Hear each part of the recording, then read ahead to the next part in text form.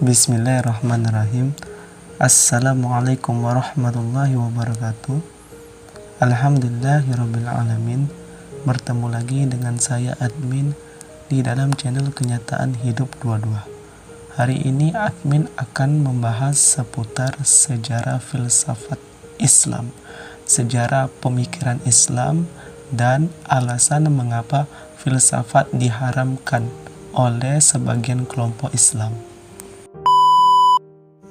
Bagaimana pembahasannya? Simak video berikut ini, dan admin harap video ini disimak sampai habis agar tidak terjadi kesalahpahaman. Kita mulai ceritanya dari zaman Abbasiyah, yang dimana pada zaman ini buku-buku filsafat Yunani diterjemahkan ke dalam bahasa Arab supaya kaum muslimin bisa belajar ilmu filsafat. Jadi pada saat kaum muslimin belajar ilmu filsafat, pemikiran Islam dan ilmu-ilmu pengetahuan di dalam dunia Islam mulai berkembang. Akan tetapi banyak sekali hal-hal yang negatif pada kenyataannya yang dialami oleh kaum muslimin itu sendiri. Yang ada di antaranya adalah ketika kaum muslimin belajar ilmu filsafat, pada kenyataannya mereka keluar dari agama Islam dan justru menyerang ajaran Islam itu sendiri. Dan ini mengundang perhatian para ulama untuk melawan ilmu filsafat. Jadi mereka melawan ilmu filsafat ini bukan karena tidak ada alasan. Jadi ada alasannya. Mereka melihat pemikir-pemikir filsuf mulai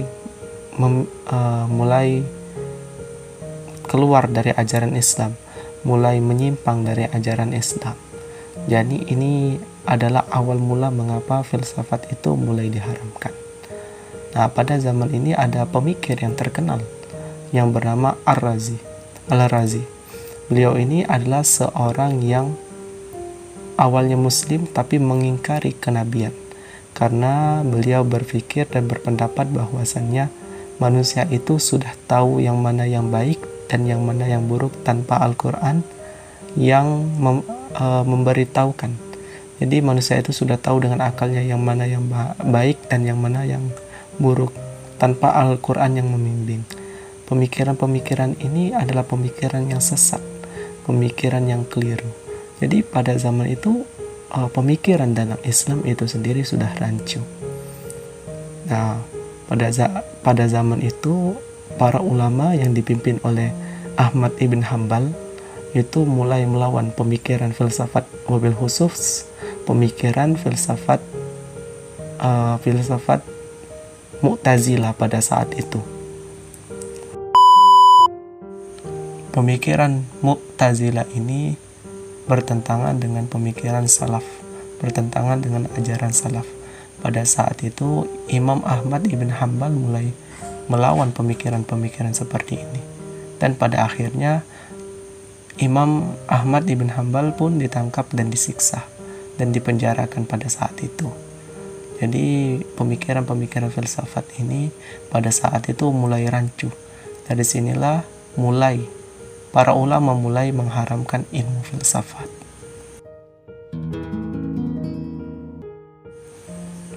Kalau menurut admin sendiri, filsafat itu adalah ilmu yang mengajarkan kebijaksanaan, yang dimana ilmu filsafat ini membimbing manusia untuk berpikir rasional dan berpikir logika, berpikir masuk akal. Dan menurut admin sendiri, ada banyak hal yang tidak bisa dijangkau oleh akal. Jadi menurut admin sendiri, jika kita terlalu menggunakan akal kita juga akan tersesat jalan. Jadi ada masanya kita harus menggunakan hati nurani kita. Sebagaimana yang admin jelaskan di video sebelumnya, di dalam sesi tanya jawab, admin pernah menjelaskan bahwasannya manusia itu dianugerahkan oleh Allah Subhanahu wa Ta'ala dengan 3 hal. Yang pertama, otot yang berkaitan dengan kekuatan, akal yang berkaitan dengan pengetahuan, dan hati yang berkaitan dengan keyakinan. pada kenyataannya seorang yang mengaku filsafat pada saat ini, mereka itu sering membenturkan akal dengan sebuah keyakinan. Sehingga inilah yang menjadi sebuah kesalahpahaman dalam berpikir. Dan maksud admin itu hendaknya kita itu menyadari bahwasannya biarkan akal mengurusi pengetahuan dan hati mengurusi tentang keyakinan. Dan di dalam Al-Quran itu terdapat akidah dan sebuah hukum, yang dimana akidah dan hukum ini hendaknya kita yakini dan kita taati. Jangan kita pertanyakan atau kita benturkan dengan akal. Jadi, dan kita sebagai manusia hendaknya kita juga tahu kapan kita harus menggunakan akal dan kapan kita harus menggunakan hati kita, supaya ini akan menciptakan sebuah keseimbangan dalam kehidupan kita. Admin kasih contoh. Ada seorang yang tua renta dan tidak berdaya. Beliau ini mencuri kayu untuk ia jual untuk menopang kehidupannya sehari-hari. Secara akal, orang tua ini salah. Dia mencuri. Tapi apakah kita harus menghukumnya? Tidak. Karena ia mencuri untuk kehidupannya. Dan ia juga adalah seorang yang tua, renta, dan tidak berdaya. Tega sekali jika kita ingin menghukuminya. Dan juga sebaliknya, ada seorang ibu yang sangat sayang dengan anaknya. Jadi setiap anaknya melakukan kesalahan tanpa dididik, beralasan orang tua ini kasihan, tanpa mendidik anaknya dengan akal rasionalnya. Dan ini juga salah, karena menggunakan hatinya berlebihan. Jadi kesimpulannya, kita itu harus tahu bahwasannya kapan kita harus menggunakan hati kita, kapan kita harus menggunakan akal kita. Makanya dari itu, Khalifah Sayyidina Umar bin Khattab ketika musim kemarau, musim kelaparan, beliau tidak akan pernah menegakkan hukum potong tangan, karena beliau tahu pada saat itu banyak orang miskin yang kelaparan lalu mencuri. Beliau juga menggunakan hati nuraninya pada saat itu. Jadi kita juga harus tahu bahwasanya akal ini memiliki keterbatasan dan hati memiliki keterbatasan, dan dua hal ini memiliki tugas masing-masing. Jadi akal mengurusi pengetahuan dan hati mengurusi keyakinan. Jangan kita bentur-benturkan. Jadi akidah adalah dan syariat itu adalah urusan hati. Biarkan hati yang menaati itu semua, meyakini itu semua.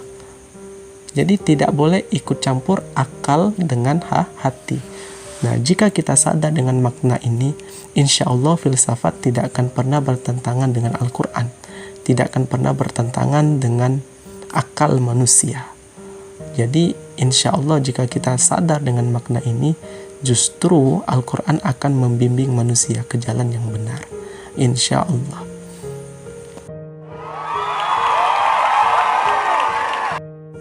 Terima kasih yang sudah menyimak video ini. Jika ada penjelasan admin yang salah, tolong dikoreksi dan dikomen di bawah. Jadi jika ada teman-temanku yang ingin bertanya, silakan komentar. Jangan lupa like, komen, dan subscribe. Saya admin undur diri. Wassalamualaikum warahmatullahi wabarakatuh.